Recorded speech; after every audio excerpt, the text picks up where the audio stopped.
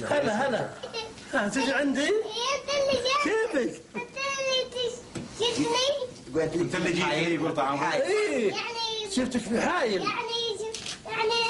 يعني جيت معاي. ايه وعرضت معاك بعد.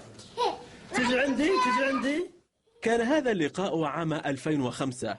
ولي العهد الأمير سلطان بن عبد العزيز يرحمه الله يلتقي الطفل عبد الله الجريد وعمره 5 أعوام. تكفل الأمير الراحل بنفقة علاجه في ألمانيا، وأجريت له عملية جراحية صعبة لمعالجة التواء في العمود الفقري. أنت مبسوط؟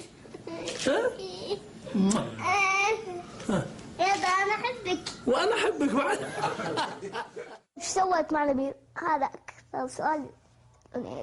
شو دخلت عليه إيش سويت بعدين؟ وأنا أقولهم من الأشياء وبس. الحديث مع عبد الله بسنواته 11 مشبع بالعفوية والبراءة والطرافة، وشخصيته تنفذ إلى قلب من يراه. تحب المصارعة أنت؟ أبد. وأنت؟ كيف كان علاجه والأجواء هناك؟ والله الأجواء مرعبة، ثلج. يعني جو بارد كالصاعقة. يعني لو أنت تروح تحس ودك تلبس 50 بلوزة، يعني 60 بلوزة يمكن بعد، لأنه برد حيل، برد شديد.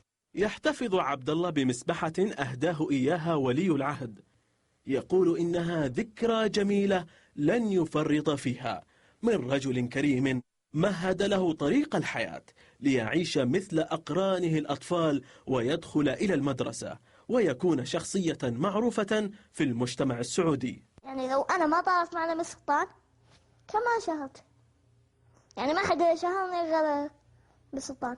يلا باي باي. أمان الله. رحل الأمير سلطان بن عبد العزيز تاركا خلفه الكثير من الذكريات والمحبين. محمد العيدان، العربية.